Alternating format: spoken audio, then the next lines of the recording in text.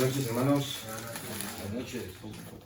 Somos familia y los temas de la vida nos afectan a todos y es bueno que nos sintamos parte de la familia como somos de la fe y también de nuestros hermanos que están en el hospital ahora por este incidente. Una de las expresiones más hermosas, más íntimas que siempre he encontrado en las Escrituras se encuentra en el Evangelio de Juan. Acompañadme, por favor, al Evangelio de Juan.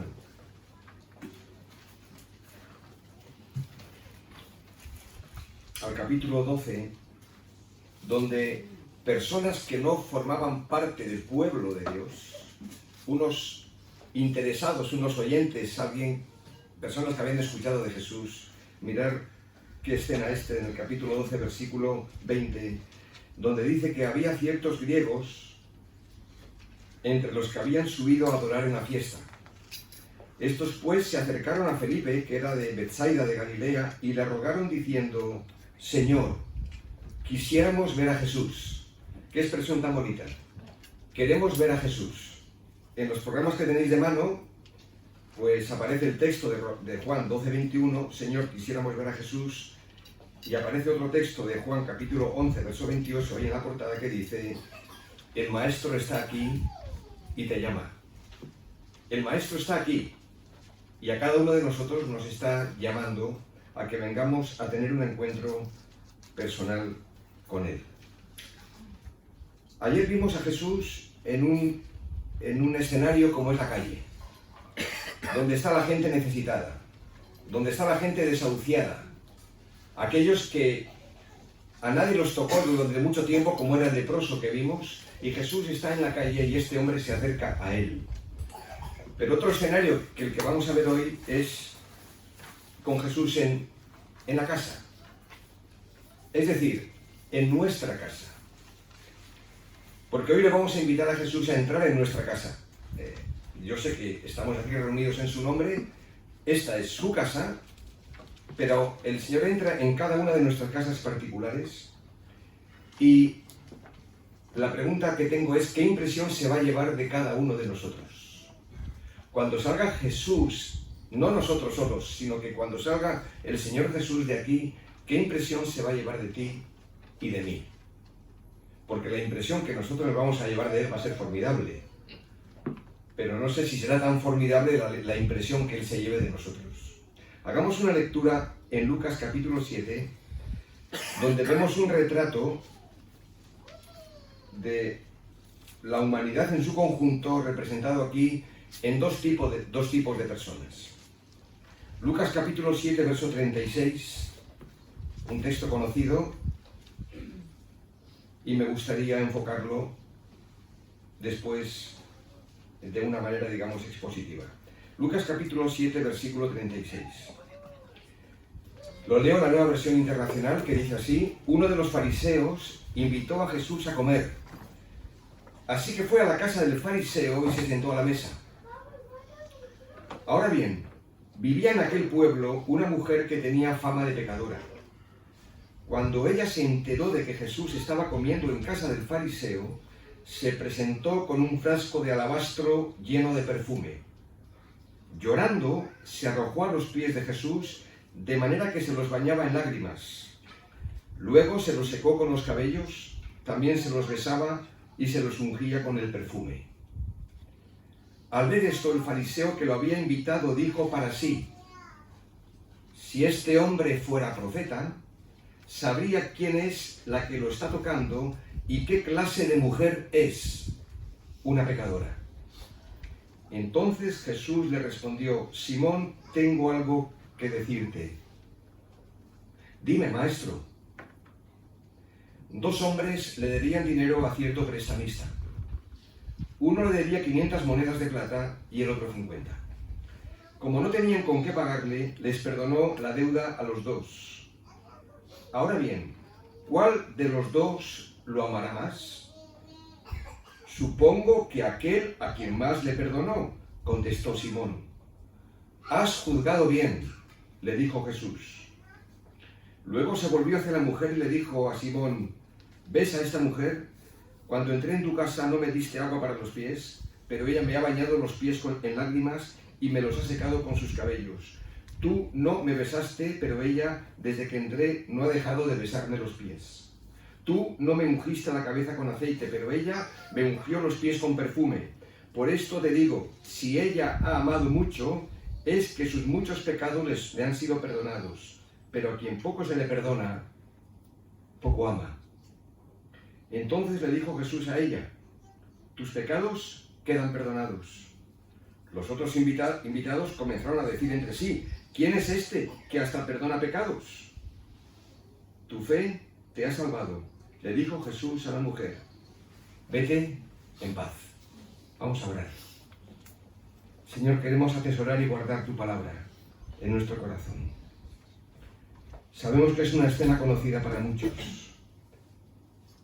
Señor, no es la primera vez que oímos de ti. Y no es la primera vez que entras a nuestra casa para sentarte con nosotros. Pero, Señor, que podamos escuchar tu voz como si fuera la primera vez. Haznos sensibles a tu llamada. Queremos tener un encuentro personal contigo. Queremos que tú nos hables, porque tú estás aquí y nos llamas. Así que haznos sensibles a tu voz y que podamos escuchar atentamente tu palabra. En Cristo Jesús. Amén.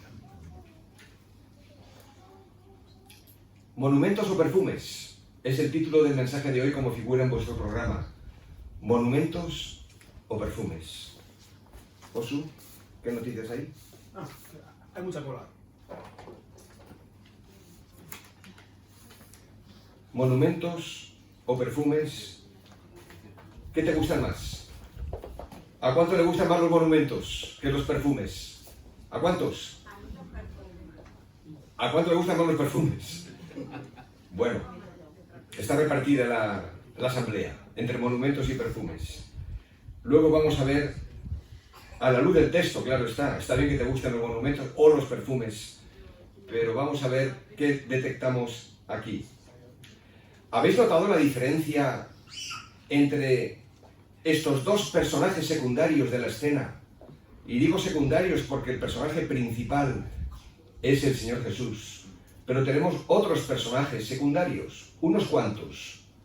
No sabemos cuántos había en la casa porque se nos habla de invitados, de los criados que servían la mesa. Pero el foco de atención está puesto en dos actores secundarios. ¿Habéis notado la diferencia? La primera de ellas es clara. Un hombre y una mujer.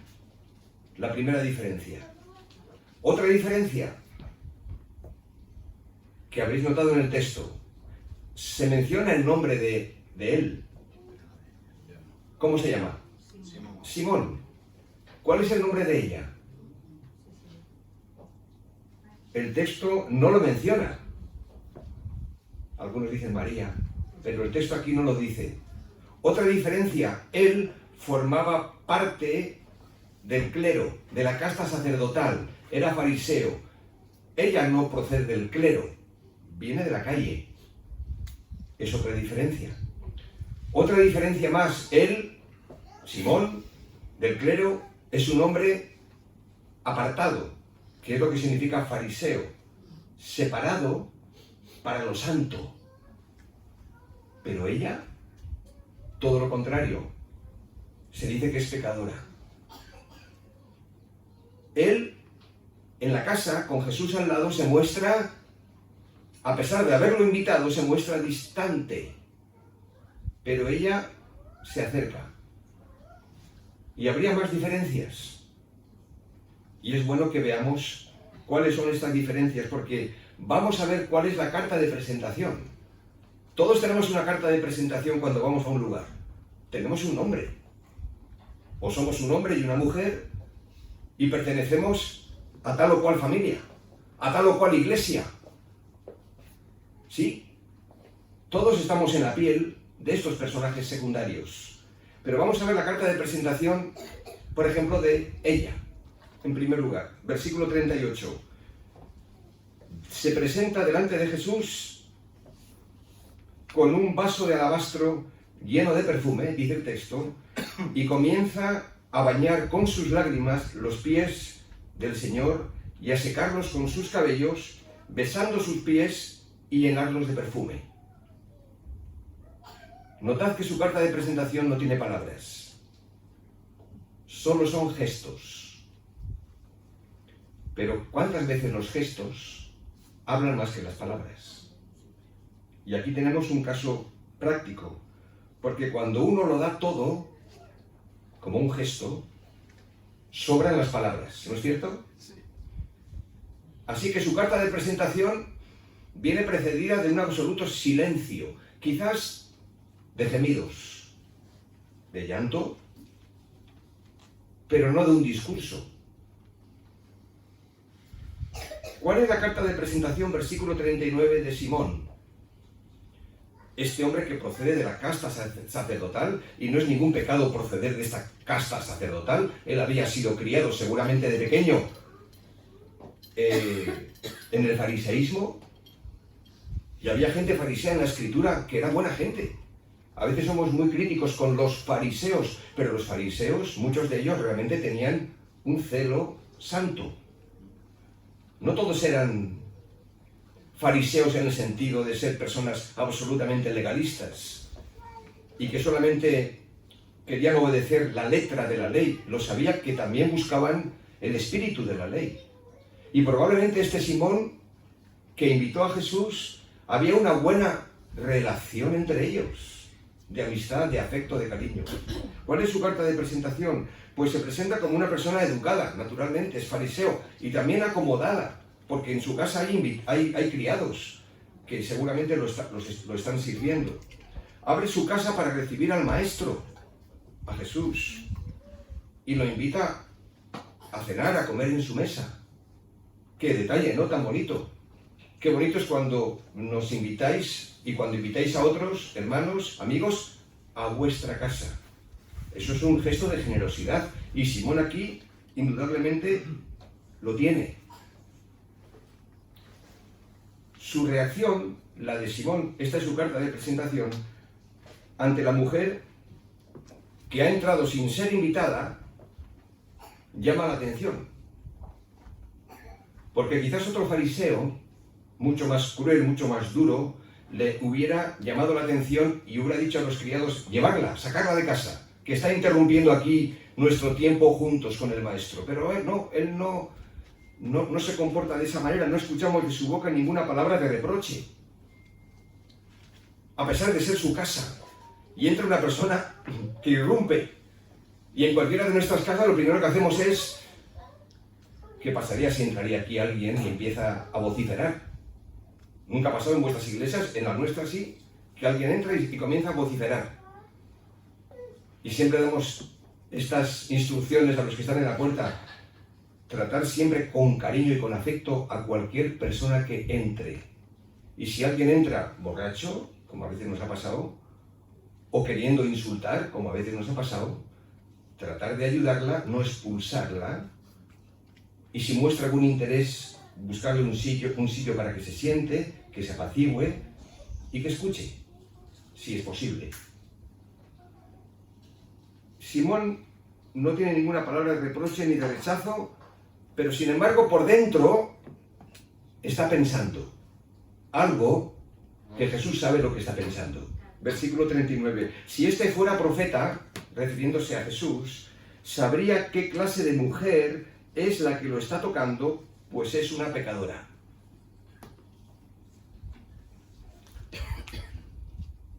Se dice que si los pensamientos oyesen, se esparciría un hedor tan insoportable que nadie podría aguantar.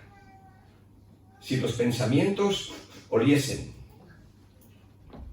Claro, nadie sabe aquí lo que Simón está pensando, excepto Jesús. Y el Espíritu Santo ha querido dejar registrada este incidente aquí. Bueno, sigamos con la carta de presentación. Hemos visto la carta de presentación de la mujer, de Simón. ¿Cómo se presenta Jesús? Versículos 40 al 43. Pues Jesús es el invitado. El invitado a la mesa por parte de Simón. Y ahora decide intervenir. Primero lo hace la mujer. Todo el mundo está observando. ¿Qué va a pasar aquí? Los criados esperando instrucciones, a ver qué va a decir el dueño de la casa. Simón no dice nada, pero está pensando, pero si este fuera profeta, sabría qué clase de mujer es esta. Y quizás todos están esperando a que Jesús diga algo. Y efectivamente, notad que el Señor Jesús no se dirige a la mujer para llamarle la atención, no está ocupando el papel del dueño de la casa y no llama la atención por romper el protocolo, las normas de convivencia que siempre hay en cada casa, pero Jesús, sin embargo, se dirige al dueño de la casa, al que lo ha invitado, a Simón mismo. Pero no para darle un discurso moralista, ni para discutir con él, sino que le cuenta una historia. Aquí tenemos que aprender también nosotros. Cuando en nuestras relaciones y en nuestras conversaciones y aún en nuestras discusiones entramos a caballo y entramos a cortar por donde nos parece que tenemos que hacer, Jesús escucha y observa. Evidentemente la situación es incómoda. En esa casa, en ese momento, nadie sabe qué hacer. Pero el Señor ni reprende a la mujer en ese momento, ni conversa con ella, ni tampoco le reprende a Simón por saber el Señor Jesús lo que está pensando por dentro. Y no le da un mensaje moralista. Le cuenta una historia. Había un acreedor, versículos 40 al 43, que tenía 2 deudores. Y uno de ellos le debía 10 veces más que el otro. Como ninguno le podía pagar, perdonó a ambos. ¿Qué piensa Simón? ¿Quién de ellos le amará más? Simón contestó, y contestó bien: supongo que aquel a quien perdonó una deuda mayor. Jesús le dijo: tienes razón. Acto seguido, el Señor Jesús, como siempre lo hace, o a menudo lo hace, lanza una pregunta para hacerle pensar y para hacernos pensar. Versículo 44. ¿Ves esta mujer? Simón, ¿ves esta mujer? Claro que la había visto. Pues claro que la he visto. Pero esta misma pregunta suena en mis oídos como un eco.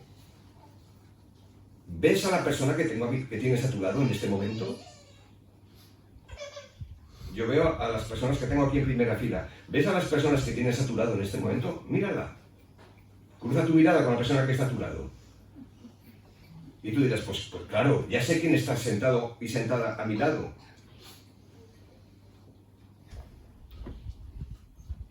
La carta de presentación de la mujer, la carta de presentación de Simón, la carta de presentación del Señor Jesús y la carta de presentación del Evangelio de Jesús, que es donde Él nos quiere llevar. Versículo 41. 2 hombres le debían dinero a cierto prestamista, uno le debía 500 monedas de plata y el otro 50. Y lo que quiero subrayar aquí es que el pecado, que es el tema de fondo, que enseguida vamos a ver que está queriendo señalar Jesús, es una deuda que todos tenemos. Ese espacio que tenéis en blanco en vuestras notas es para completar. Es una deuda que todos tenemos. 2 hombres le debían cierto dinero a cierto prestamista. 2 hombres. Uno le debía 500 monedas de plata y el otro 50. Y el Señor Jesús lo que está queriendo decir a Simón y a la mujer y a nosotros es que el pecado es una deuda que hemos contraído con Dios y no la podemos pagar, por muy grande o por muy pequeña que sea la deuda. Y aquí sigue el ejemplo. Si una persona tiene una deuda de 500 euros, lo traemos a nuestro tiempo, y no puede pagarla, esa persona está en quiebra. Es una deuda que no tiene pagar porque no dispone del dinero para pagar la deuda. Está en quiebra. Pero si otra persona que se habla de los dos deudores, debe 50 euros y no los puede pagar, está igualmente en quiebra. Los dos. Las cantidades son distintas, pero los dos deudores tienen lo mismo en común. Ninguno puede pagar un solo céntimo. Los dos están igualmente en bancarrota. No hay diferencia. ¿Qué me quieres decir? Que los vicios más grandes, que los pecados más escandalosos, los que puedan ser más visibles a nuestros ojos, como los de esta mujer, si este es tu caso, te colocan en una situación de ruina espiritual delante de Dios, porque tu pecado es claro y manifiesto. Pero los pecados menos llamativos,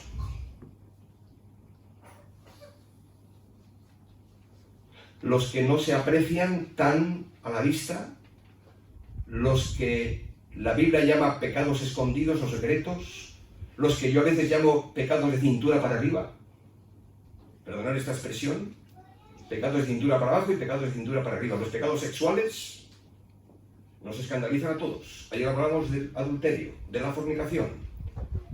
Pero ¿qué pasa con los pecados de cintura para arriba, los pecados del corazón, como la codicia, la envidia, la mentira, el orgullo, la soberbia? Pues nos dejan en la misma condición. En ambos casos no podemos pagar la deuda de nuestro pecado, sea que sea un pecado escandaloso o que sea un pecado en secreto. Nos dejan a todos en la misma condición y ruina espiritual, y la Biblia dice que somos culpables. El Evangelio lo afirma y lo dice con estas palabras: no hay justo, ni aun uno. No hay quien haga lo bueno, no hay ni siquiera uno. Romanos capítulo 3, versos 10 al 12. Entonces, ¿cuál es la diferencia entre este hombre y esta mujer, que son tan distintos? Y que evidentemente sus diferencias están a la vista, como hemos visto en su carta de presentación. ¿Cuál es la diferencia? Ninguna. Ninguna. Porque los dos están en una ruina espiritual, están en deuda y son pecadores. ¡Wow! ¿Y entonces dónde quedan los pecados mortales y veniales? Eso es un invento nuestro, ¿no? No hay pecados mortales y veniales. Hay pecados. Y nadie está libre del pecado, como también vimos ayer. Ahora mira otra vez a la persona que está a tu lado. ¿Ves a este hombre? ¿Ves a esta mujer? ¿Cuál es la diferencia entre nosotros? Ninguna.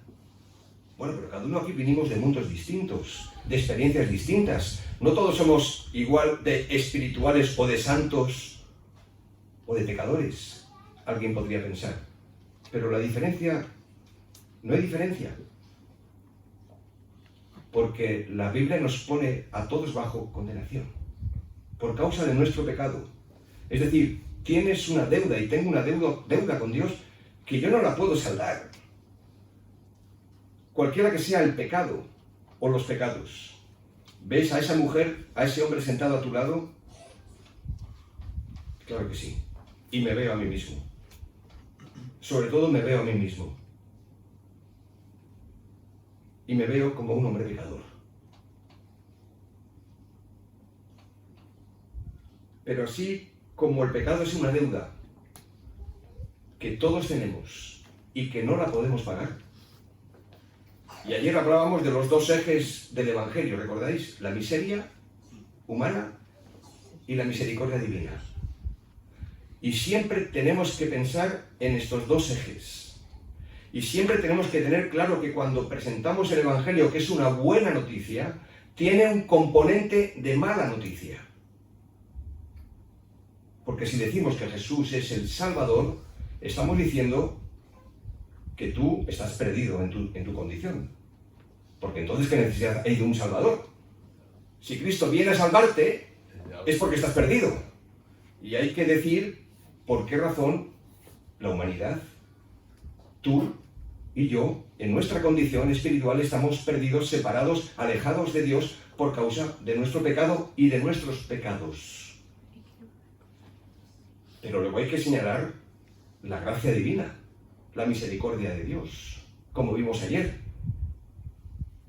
de este leproso, que la lepra representa el pecado en sí. Y el Señor extiende su mano y extiende su misericordia. Y aquí tenemos también los dos ejes del Evangelio. El pecado es una deuda que todos tenemos, versículo 41 y versículo 42. El perdón y la salvación es un regalo de Dios. Todos tenemos una deuda, no la podemos pagar, estamos condenados. Esa es nuestra condición. Nadie quiere escuchar esto, pero hay que decirlo. Esa es nuestra condición. Estamos separados, destituidos de la gloria de Dios. La paga del pecado es muerte, que vimos ayer. Mas el regalo de Dios, la dádiva de Dios, es vida eterna en Cristo Jesús. Son las dos hojas de la misma tijera, las dos caras de la misma moneda. Las dos cosas son verdad y las dos cosas hay que decirlas. Por lo tanto, el perdón y la salvación es un regalo de Dios, y no teniendo ellos con qué pagar, dice el texto, perdonó a ambos. Perdonó a ambos, como el Señor nos ha perdonado al más pecador de entre nosotros y al que supuestamente ha pecado menos. Dios nos ha perdonado en Cristo, ¿no es cierto? Di pues, ¿cuál de ellos le amará más? Otra pregunta. Y son preguntas que demandan de nosotros una respuesta. Y claro, Simón aquí nos ayuda a saber responder correctamente, porque se ve que Simón sabe cuál es la doctrina correcta y la lógica correcta, porque dice, pienso que aquel a quien perdonó más. Claro. Aquel que más aquel que más ama, aquel más se le perdona. Aquel que más reconoce la profundidad de su pecado, aquel más ama. Cuando una persona se siente perdonada y liberada, ¿qué puede hacer? Ahora piensa en ti. Tú que has sido perdonado, yo que he sido perdonado y liberado, ¿qué se espera que esa persona haga? Pues que ame y sirva y siga a aquel que lo amó y que lo perdonó. Amén. Porque no sabes cómo pagarle. Amén. No hay dinero suficiente en el mundo para decir, pero ¿cómo puedo devolverte? No ya el favor, porque esto no es un favor, sino la misericordia que me has extendido. Cuando una persona se siente perdonada y liberada, no puede dejar de amar y de querer amar más y mejor a aquel que lo perdonó y pagó su deuda. No sé si has tenido dura experiencia, ya sé que no es lo normal en esta vida. Pero si tienes una deuda económica que no puedes pagar y te van a embargar la casa, y como vimos ayer, te van a desahuciar, y resulta que aparece alguien de la familia, un vecino, un amigo, o no sabes quién, que ha pagado en el banco por ti, o te da el dinero en mano para que lo hagas, ¿cuál reacción sería la tuya y la mía? No tienes dinero para invitarle a cenar, vale, pero ¿qué no harías por esa persona que te ha hecho ese favor y te ha rescatado de la deuda que tenías? Pues me quedo corto en las palabras. El Señor es lo que ha hecho por nosotros con una deuda que tú y yo no podíamos pagar. Que tú y yo no podemos pagar. Y cuanto mayor haya sido el perdón y la salvación recibida, mayor la respuesta de gratitud y de amor. Simón, volvemos a la pregunta. ¿Ves a esa mujer? Claro que la había visto. Y la había escandalizado. Y la había juzgado en su corazón, ¿no es cierto?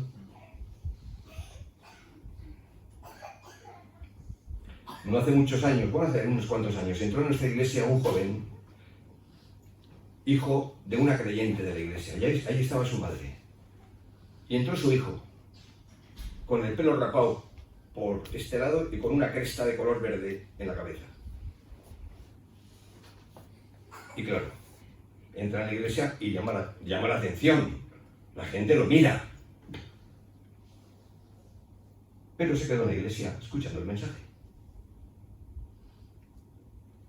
La madre, un poquito avergonzada. ¿Qué pensarán mis hermanos? ¿Qué dirán viéndole aquí a mi hijo con estas pintas? Pero había otra hermana que nos decía: ¿cuánto desearía yo que mi hijo estuviera, aunque estuviera con los pantalones rotos, pero que estuviera aquí?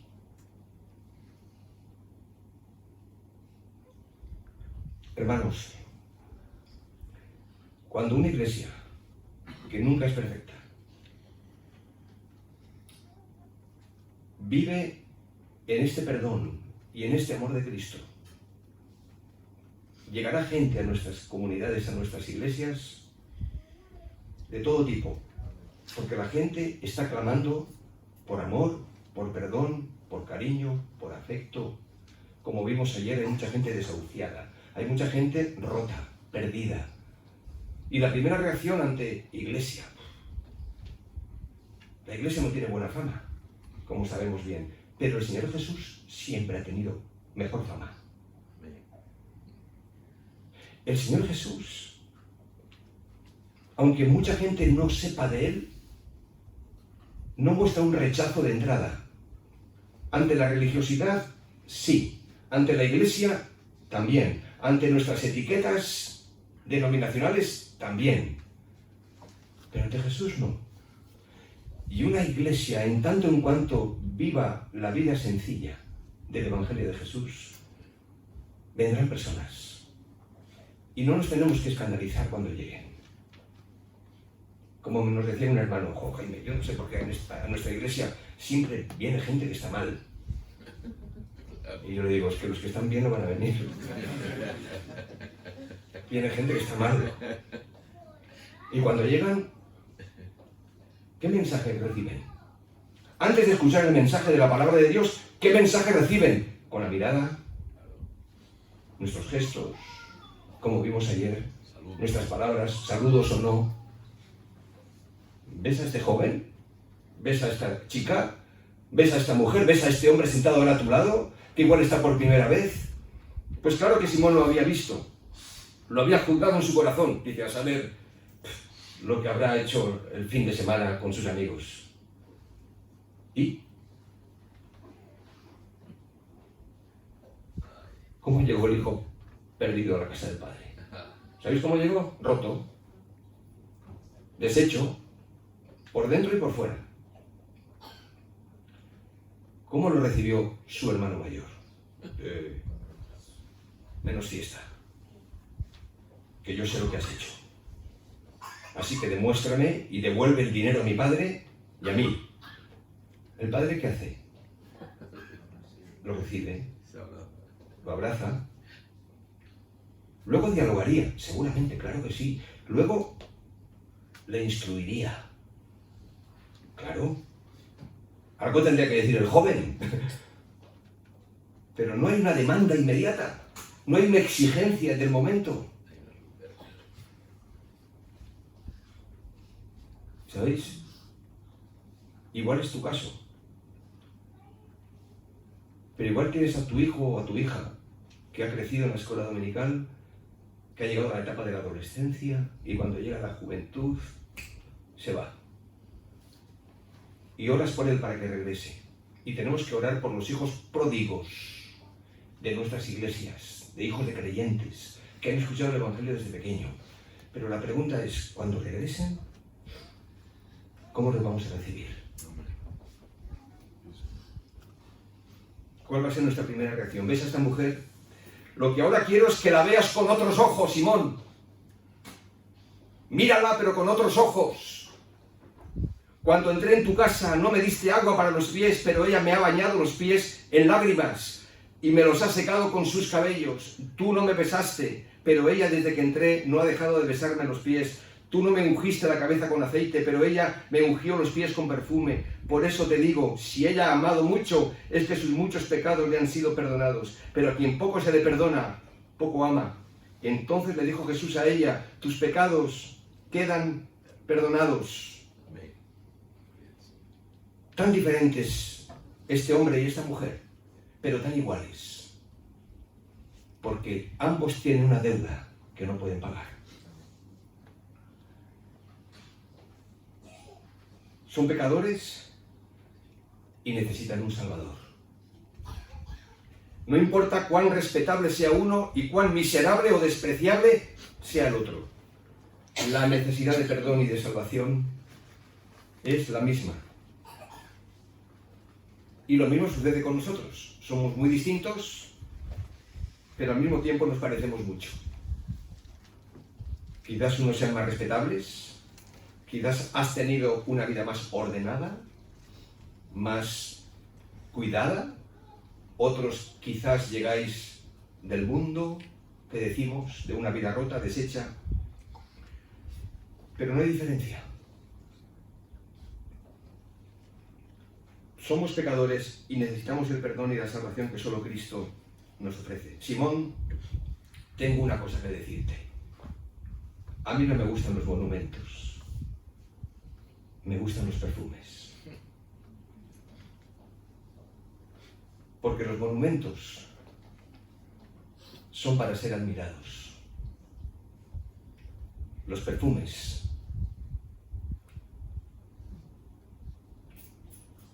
son para ser derramados. Para ser derramados. Y Simón aquí representa un monumento de hombre cabal, respetuoso, admirado, aplaudido, reconocido, pero es un monumento frío y distante, inaccesible. Es una persona distante, calculadora, acusadora. Está sentado en la mesa con Jesús, pero está lejos de él. Qué contradicción, ¿no? Lo invita a su casa, pero Jesús está lejos de él porque él ya se considera santo, bueno, en comparación con... Simón le ha ofrecido el espacio interior de su casa, le ha dado un cordial saludo, una buena bienvenida, le ha dejado incluso una tarjeta en la mano con su nombre bien bordado. Es un decir, ¿eh? Estas son palabras mías. Él ha hecho, pues, lo que entendía que tenía que hacer, pero se ha quedado muy corto. Le ha invitado a la mesa, le ha abierto su casa, pero no le ha abierto su corazón. No sabemos si al final lo hizo, porque la historia es inconclusa, porque el Señor Jesús aquí se centra en decirle a la mujer, vete, tu fe te ha salvado. Pero ¿qué pasó con Simón? No lo sabemos. Quizás Simón, si fuera un Nicodemo, por ejemplo, que era un discípulo también de Jesús y era fariseo, pero era un discípulo en secreto, le seguía a Jesús en secreto. O José de Arimatea,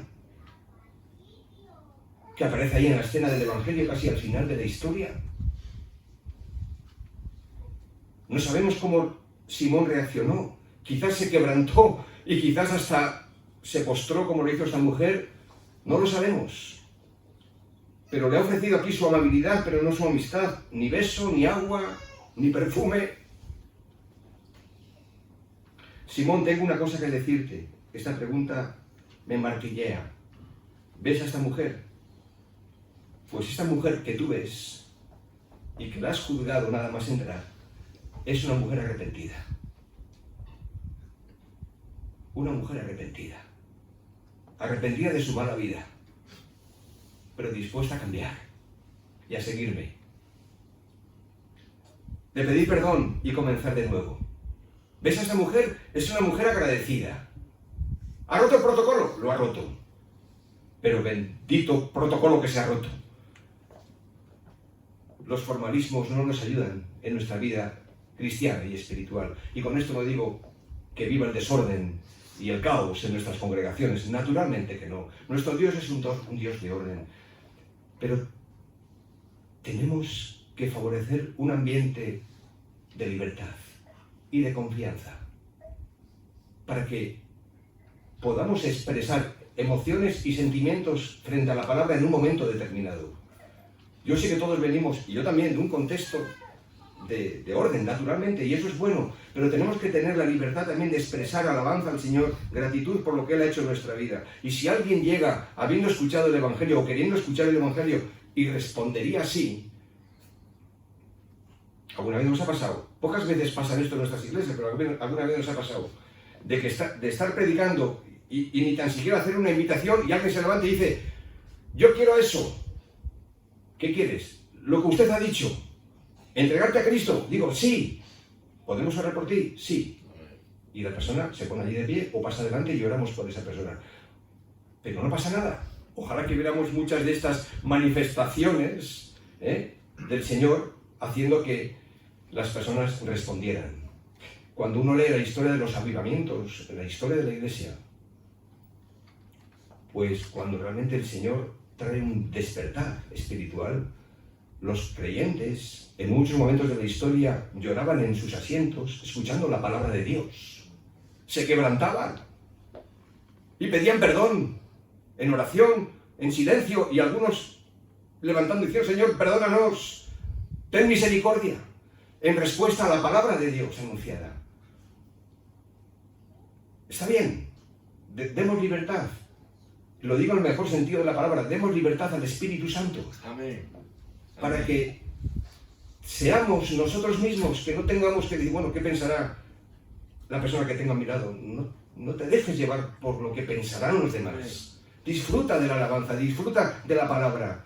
Sé tú mismo, sé tú misma. Y cuando se hable a veces un tiempo de oración, como quizás esta noche, para dar gracias por estar juntos, por ver su misericordia, pues levanta tu voz. Levanta tu voz y tú dices que yo, no importa si nunca has orado en voz alta delante de tus hermanos, hazlo.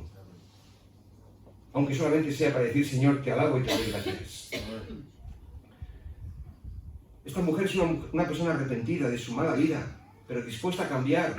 Luego habrá que cuidarla, claro está, porque habrá que acompañarla en un proceso que ahora llamamos de discipulado, de cuidado pastoral, donde la iglesia es su nueva familia. Esta es otra de las deudas que tenemos pendientes.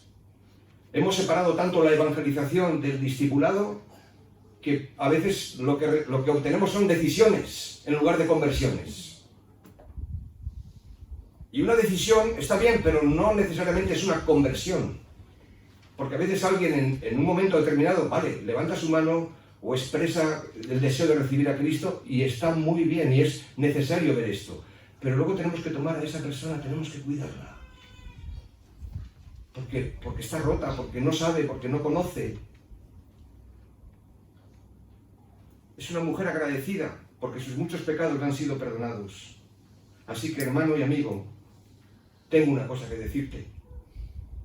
Tú que has venido aquí y has dejado entrar a Jesús en tu casa y le has invitado a sentarte en tu mesa, ¿cómo te presentas?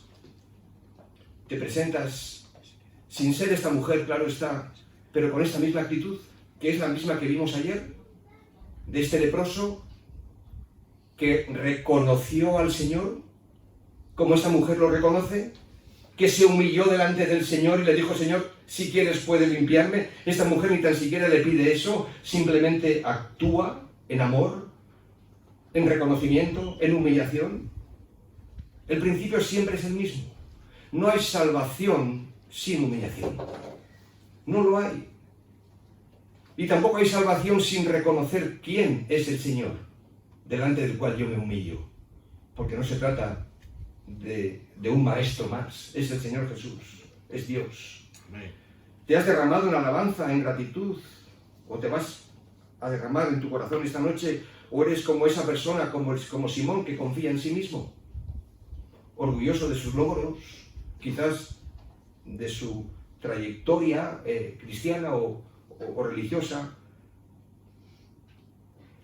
¿Cómo te presentas? Yo quisiera presentarme delante del Señor siempre, no como un monumento de persona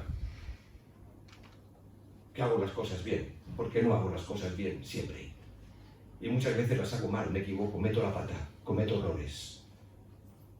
Pero quiero presentarme con esta actitud de esta mujer como la fragancia de un buen perfume. Señor, aquí estoy, aquí me tienes. Me postro delante de ti. Confieso mi necesidad, mis pecados, te pido perdón.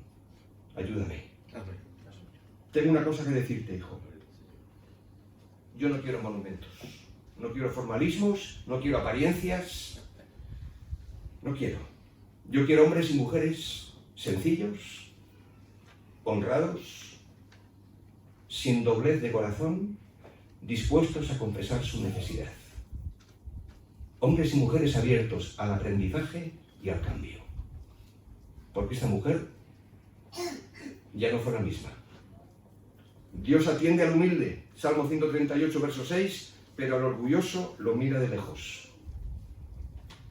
Acércate al Señor Jesús esta noche, porque lo has invitado a tu casa. Tú lo has invitado, y estando cerca de ti, que te encuentre no distante, sino muy cercano. Y aprendamos de los ejemplos que el Señor pone delante y que a veces nos avergüenzan, en el mejor sentido de la palabra. Esta mujer no nos debería de escandalizar, nos debería de avergonzar, porque sin saber quizás tanto como puedas saber tú o pueda saber yo, entendió claramente el perdón que Jesús le ofrecía y el amor que ella quería darle. ¿Rompió el protocolo? Lo rompió, pero el protocolo no importa. Lo que importa es la actitud del corazón y la demostración de amor. Si esta es tu actitud y la mía, y si hay alguien aquí que no ha entregado aún su vida al Señor y le ha dicho: Señor, es verdad, me puedo identificar más con él o con ella, no importa, son iguales, no hay diferencia. No tienes por qué haber cometido pecados escandalosos, pero aún si lo has cometido, reconoce que has pecado, que has fallado y pídele perdón a Dios. Aquí hay jóvenes que han escuchado el Evangelio por mucho tiempo, que se han criado en un ambiente cristiano. Que sepas que no te hace cristiano el que hayas nacido en una familia cristiana. Tienes tú que tomar la decisión. Y a lo mejor eres un chico y una chica, y lo sois, guapos o guapas, que lo que más os importa por vuestra edad es que los demás tengan un buen concepto de ti. Y no está mal. Pero sobre todo, que te importe que el Señor tenga de ti el mejor concepto posible. Entrega tu vida a Cristo. Dile: Señor, quiero ser un perfume para ti. Me rindo a ti, te pido perdón. ¿Y sabéis qué es lo que el Señor dice? Lo mismo que le dijo a esta mujer. Al salir de aquí, que tú puedas escuchar este mensaje, te puedes ir en paz. Tu fe te ha salvado. Pero antes tienes que venir a Jesús. Tienes que rendirte y pedirte perdón. Y quiero darte tiempo a que lo hagas. Sí, ahí donde estás, inclina tu rostro, cierra tus ojos, habla con el Señor tú. Y quizás tengas que confesarle o decirle algo que tú sabes, que tú conoces. Pídele perdón por ello, arrepiéntete, confiesa tus pecados y reconoce que Jesucristo esta noche te quiere perdonar si has pecado y te quiere salvar si aún no le has entregado tu vida. Díselo con tus palabras, ahí en el silencio de tu corazón.